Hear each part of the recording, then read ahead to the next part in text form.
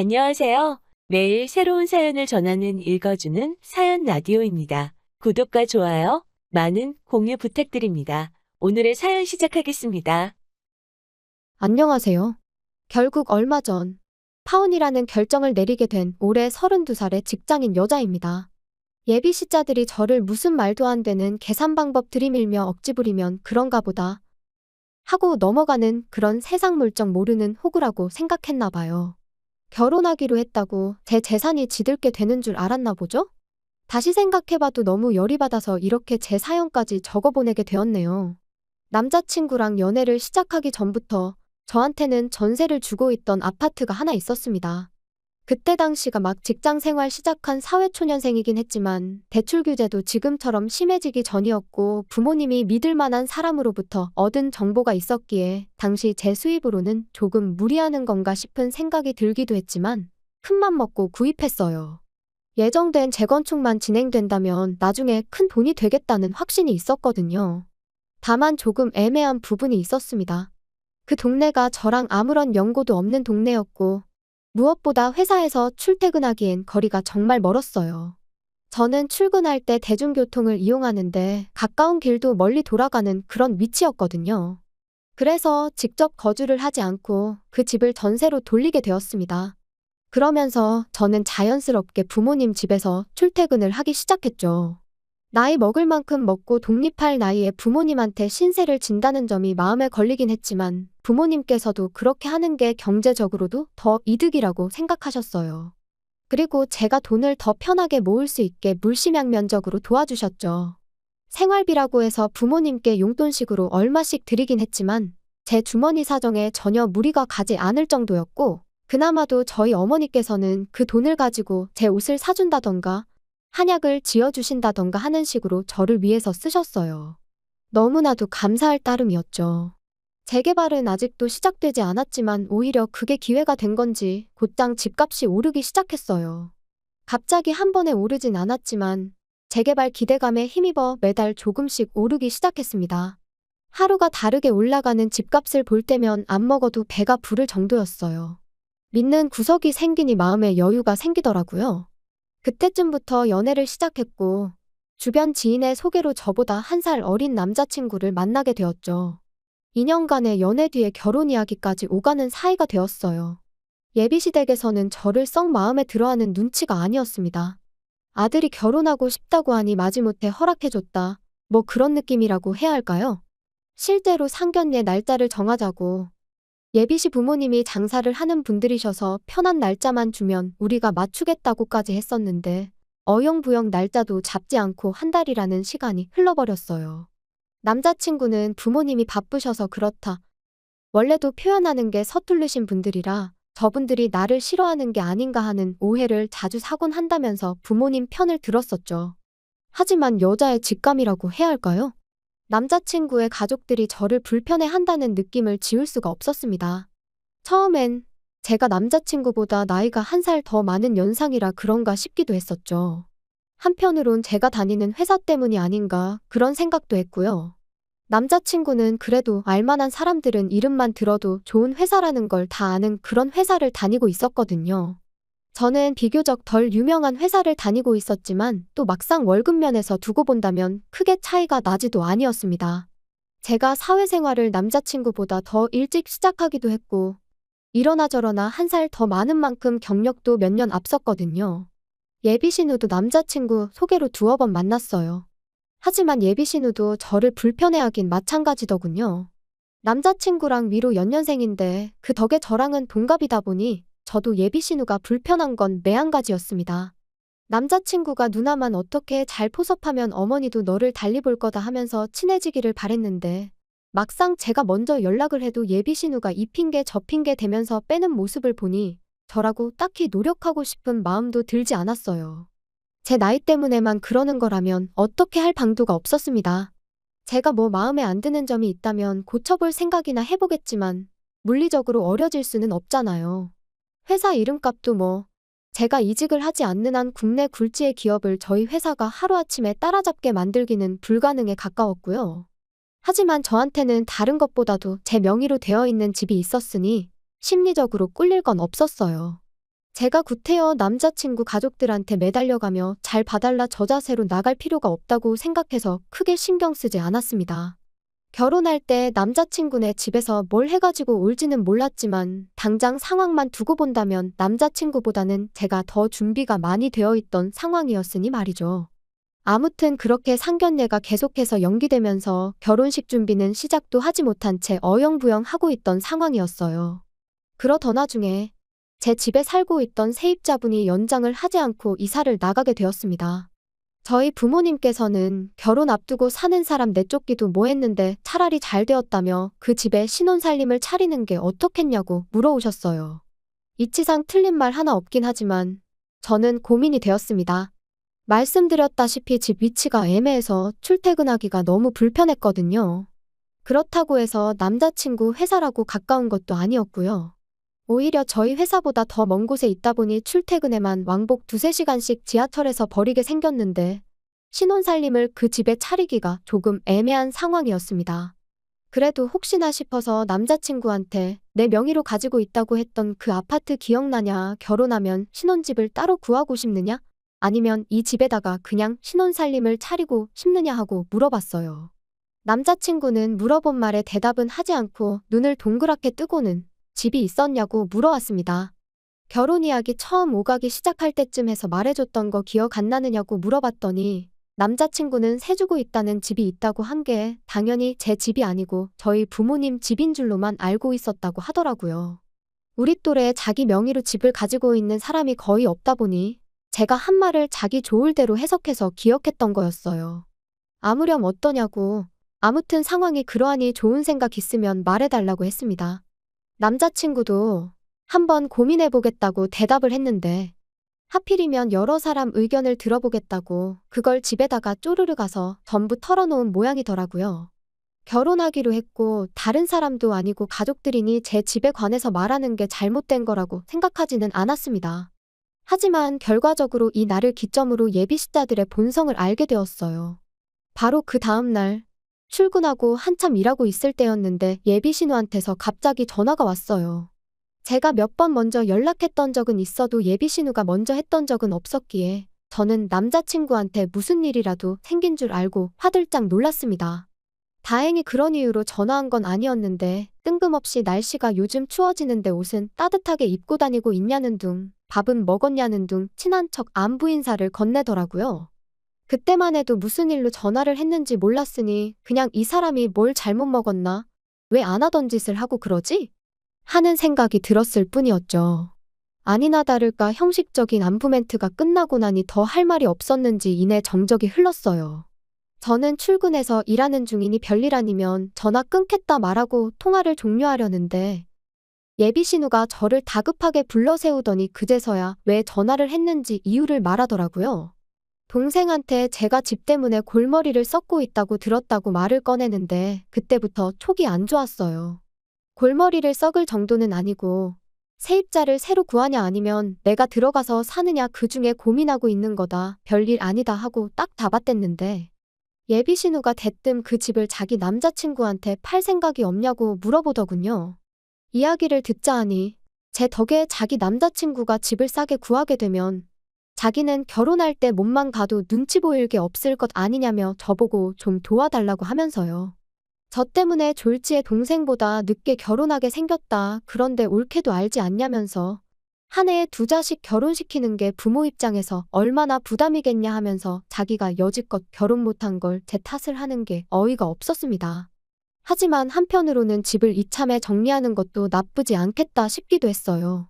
재개발만 되면 집값이 더 뜬다고 하긴 하는데 요즘 부동산 경기로 보나 자재값이 올라서 시공비가 무지막지하게 올랐다는 이야기를 들을 때면 여러 가지 생각이 들었거든요.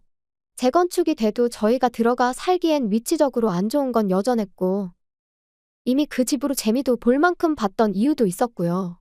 몇 년 동안 소문만 무성했던 기약도 없는 재건축 때문에 지친 사람도 많고 같은 이유로 그 아파트가 매물도 많이 나와 있다 보니 집을 정리하려고 치면 몇 달은 고생할 게 안 봐도 뻔했기 때문입니다. 그렇다고 그날 결정할 일은 아니다 싶어 그럼 그 부분도 염두해보고 고민해보겠다고 예비신우한테 대답을 했는데 예비 신우는 그 말을 제가 아파트를 팔겠다고 대답한 거라 착각했나 봐요. 이제 한 가족이 되니까 싸게 해달라고 저한테 코맹맹이 소리를 내면서 애교를 다 부리더라고요. 당장 팔겠다는 건 아니고 만약에 팔기로 결정하게 된다면 근처 부동산에 올라온 같은 평수 급매물 가격에서 이사비용 제하고 도배장판 새로 해서 드리겠다고 대답했습니다. 그 또한 팔겠다고 대답한 게 아니었고 팔게 되면이라고 확실하게 언급을 했어요. 그 말이 나오기 직전까지 저한테 코맹맹이 소리를 내면서 애교를 부리던 예비 신우가 갑자기 정색을 하더니 언성을 조금 높여서 그건 경우가 아니지 않냐고 따지더라고요. 그러면서 뭐라 말을 하는데 저는 그때까지만 해도 예비 신우가 저한테 장난을 치고 있는 건가? 하고 생각했습니다. 내 동생 만나기 전부터 가지고 있는 집이라고 들었다면서 제가 그 집을 처음 샀을 때 가격으로 넘기라고 말해왔거든요. 장사꾼도 가족들한테는 원가에 물건을 넘긴다면서 그게 상도라고 하더군요. 장사꾼이 아니라 날강도도 그렇게 하진 않을 거라고 농담하지 말라고 했어요. 제가 집을 샀을 때 가격이면 지금 이 집 전세 가격도 안 되는 돈인데 그게 말이나 되냐고요. 예비 신우가 그 말을 듣고는 그럼 네가 1억 5천을 주고 산 그 집을 지금 나보고 5억에 사라고 하는 거냐고 하면서 성질을 부리더라고요. 자기 부모님, 그러니까 예비 시부모님도 장사하는 사람들이지만 가족한테만큼은 파는 가격 그대로 받지 않는다고 하면서 저보고 장사꾼보다 더한 사람이라며 뭐라 하는데 입에 개거품을 물고 있는 게 전화기 너머로도 보일 지경이었습니다. 현재 시세는 물론이거니와 제가 집을 샀을 당시 가격까지 정확하게 꿰고 있는 걸 보면 인터넷으로 시세까지 다 조회해보고 연락한 게 안 봐도 뻔한데 누가 누굴 보고 장사를 하고 있네 어쩌네 하는 건지 싶었습니다. 헛소리에 대꾸해줘봐야 답도 안 나올 것 같고 해서 회사 일로 바쁘니까 나중에 통화하자 그러고 제가 그냥 전화 끊어버렸어요. 그 뒤로 예비 신우한테 몇 번 전화가 더 걸려왔는데 일부러 받지 않았습니다. 그 직후 저는 바로 남자친구한테 전화를 했죠. 방금 당신 누나가 나한테 전화해서 뭐라고 한 줄 아느냐고. 5억짜리 집을 1억 5천에 다른 사람도 아니고 자기 남자친구한테 팔라 그러더라. 이게 말이나 되냐고 따졌죠. 남자친구도 어이가 없었는지 누나가 제정신이 아니었나 보다고 자기가 지 누나랑 대화 좀 해보겠다고 하더군요. 제발 예비 신우한테 이런 연락 2번 다시 받지 않게 잘 좀 해결해달라고 부탁을 했죠. 그 뒤로 따로 남자친구한테 전화는 없었어요. 자기가 해결하겠다 했으니 어련히 잘했겠지 하고 잠에 들려고 하는데 전화가 한 통 또 걸려왔습니다. 이번엔 예비 신우도 아니었고 남자친구도 아니었어요. 예비 시어머니였습니다. 언제부터 저를 그렇게 마음에 들어 했다고. 우리 며느리 지금 뭐 하고 있느냐 물으면서 내일 따로 약속 없으면 집에 와서 밥 좀 먹고 가라고. 우리 며느리가 너무 보고 싶다. 뭐 그런 식으로 말을 하더라고요. 평소였으면 또 그냥 예비 시어머니도 뭔가를 잘못 먹었나 그렇게 여겼겠지만 예비 신우랑 낮에 했던 통화가 있었다 보니 안 좋은 생각만 자꾸 들었습니다. 남자친구한테 전화해서 동태를 살폈더니 누나가 바빠서 아직 이야기는 못했다고, 그리고 어머니가 초대하는 건 다른 이유가 있어서가 아니라 예비 며느리랑 가까워지고 싶어서 부르시는 거 아니겠냐고 너무 예민하게 굴지 말라며 오히려 저를 이상한 사람을 만들더군요. 상황이 상황이다 보니 무슨 꿍꿍이 속이 있는지 대충 뻔한데 남자친구가 아니라고 해도 저는 만반의 준비를 하기로 했습니다. 오히려 하루라는 시간이 있었으니 생각할 여유가 있었어요. 저 혼자 저 상황 상상하면서 정말 그 다음날 일어날 일에 대해서 제 나름의 예상 시나리오를 만들어야 했습니다. 예비 신우가 하자는 대로 하라고 한마디 보탤지 아니면 결혼을 빌미로 무리한 예단을 요구하려고 그럴지 암만 생각해도 좋은 쪽으로는 생각이 들지 않더라고요. 약속 당일 예비시댁에 도착하니 임금님 수라상을 방불케 할 진수성찬이 준비되어 있었습니다. 전에 없던 환대의 안 좋은 예감은 점점 현실이 되어갔죠. 식사하는 동안은 음식이 입에 맞냐는 둥, 이것도 먹어보라는 둥 저를 챙겨주는데 여념이 없었습니다. 그리고 거실에 둘러앉아 후식을 먹을 때가 돼서야 본론을 꺼내왔어요. 여태껏 한 번도 물어본 적 없던 결혼 준비에 대해 질문을 하면서 말이죠. 결혼을 허락한 건지 만 건지 태도를 불분명하게 해왔던 예비 시어머니 덕분에 그렇다 할 준비는커녕 딱히 시작한 것도 없는 거 모르시냐고 대답하려고 했는데 그 말을 꺼내기도 전에 대뜸 제 아파트 이야기부터 꺼내더군요. 요즘 집을 파는 게 보통 일이 아니라던데 그냥 우리 딸 남자친구한테 싸게 넘겨주는 게 따지고 보면 그렇게 나쁜 조건은 아니지 않냐고 생각 좀 해보라더군요. 그리고 지금이야 우리 딸 남자친구지만 곧 결혼하게 되면 너도 우리 가족 되는 거고 우리 딸 남자친구도 한 가족이 되는 건데 가족을 위해 양보했다 생각하고 예비 아주버님네 집의 점수도 미리미리 따고 좋지 않냐는 겁니다. 세상에 이젠 하다못해 신우 남편 될 사람 집에까지 점수를 따라고 하니 어이가 없었습니다. 이미 제 마음은 떠난 거나 마찬가지였는데 이 집구석이 어디까지 어깃장을 부리려나 싶어서 아무 말 안 하고 조용히 듣고만 있었어요. 계속해서 예비시모는 1억 5천이면 이 근처에 삐까번쩍한 빌라들 전세로 하나 구할 수 있다고. 일 때문에 바빠서 그러는 거면 당신이 직접 알아봐 줄 테니 걱정 말라고 하더군요. 아들 신혼집을 시댁 근처로 구해주고 싶었나 봐요. 그리고 1억 5천 가지고 전세를 구하라고 하는 말을 들으니 이러나 저러나 돈 한 푼 해올 생각 없고 집은 그냥 내 집 팔아서 그 돈으로 구하는 걸로 벌써 결정했나 보더라고요. 말을 꺼낸 건 예비신우였지만 이젠 예비시모까지 나서서 헛소리를 내뱉어대는데 정작 저랑 함께 가정을 꾸리기로 했던 남자친구는 옆에서 팔짱만 끼고 앉아서 대화를 듣고만 있더라고요. 안 봐도 뻔한 게 내 편을 들어주기는커녕 예비시자들이나 남자친구나 같이 한통속이구나. 앞으로 내가 이 집에서 이 시자들한테 무슨 일을 당해도 이 남자는 내 편이 되어주기는커녕 이름 그대로 남이 편 노릇이나 하고 있겠구나 확신이 생겼습니다. 안 그래도 전에 없던 환대의 밥이 입으로 넘어가는지 코로 넘어가는지 몰랐는데 저딴 소리까지 들으니 체할 것 같고 머리도 아찔하더라고요. 그래서 몸이 좀 안 좋다는 핑계로 아무 대답하지 않고 자리에서 일어나 후다닥 택시 잡아서 집으로 돌아왔습니다. 집에 가는 길 내내 남자친구며 예비시자들이며 번갈아 가면서 저한테 전화를 해대는데 아무리 인연을 좋게 만났어도 그쯤 되니 똥 밟았다는 생각밖에 들지 않았어요. 집에 도착해서 이 이야기를 전해들은 저희 부모님께서도 뭐 그딴 집구석이 다 있냐며 어이없다고 화를 다 내시더라고요. 제가 남자친구한테 꿀릴 게 뭐가 있냐고 그냥 그 길로 파혼을 하라는 말을 꺼내셨어요. 부모님이 다시 생각해보라고 파혼은 안 된다고 하셨다 해도 제가 싫다고 했을 거였기에 아쉬움조차 없었죠. 전화기는 계속 불이 난 듯 울리고 있었는데 단 한 통을 받지 않았습니다. 그러니 그날 저녁에 남자친구가 저희 집까지 찾아왔더라고요. 꼴도 보기 싫었지만 어차피 파혼하기로 한 거 빨리 마무리 짓는 게 낫겠다 싶어서 따라 나갔죠. 싹싹 빌어도 제 마음 돌릴 생각이 없었는데 그 와중에 저한테 생각 좀 해봤느냐고 묻더군요. 얼이 빠져서 욕을 할 마음도 싹 사라지더라고요. 그냥 앞으로 볼 일 없을 것 같다고 잘 지내든 말든 신경 하나도 안 쓰겠다 했더니 남자친구가 제 뒤에다 대고 저를 두고 이기적이랍니다. 이게 단순히 돈 때문에 그러는 게 아니라고. 앞으로 한 가족이 되는 건데 가족끼리 서로 돕는 걸 아까워하면 안 된다는 겁니다. 지금이야 제가 집이 있으니 손해보는 것 같지만 앞으로 우리한테 무슨 일이 있을 때 발 뻗고 나서서 도와줄 사람은 가족들 뿐 아니겠냐는 얼토당토하는 망언을 내뱉더군요. 끝까지 나를 얼마나 호구로 봤으면 이러나 싶어서 저도 끝내 참았던 욕을 마저 다 뱉어냈습니다. 당신 가족들, 내 집에 대해서 전혀 모르고 있을 땐 나한테 먼저 연락은커녕 내가 먼저 연락을 해도 피하는 사람들이었다. 그런데 집이 있다고 하니 그제서야 우리 올케, 우리 며느리 하면서 친한 척 하더라. 그렇게 애틋한 사이도 아니었는데 단 하루 잘해줬다고 가족 취급해줬다고 해서 내 집을 3억 5천이나 싸게 넘기는 게 가당키나 한 소리냐고. 사람이 제정신이면 꺼낼 소리도 아니라고 한마디 했죠. 남자친구는 저한테 자기 가족들이 제정신이 아니라고 하는 소리냐며 저보고 그렇게 돈밖에 모르는 계산적인 사람이었냐고 되묻더군요. 내가 계산적이라고 생각했다면 제대로 봤다고. 그런데 그게 돈이 아까워서 내 집이 아까워서 그러는 게 아니라 내가 결혼해서 너네 집구석에 한 가족이 되는 것부터가 나한테 너무 큰 손해라고.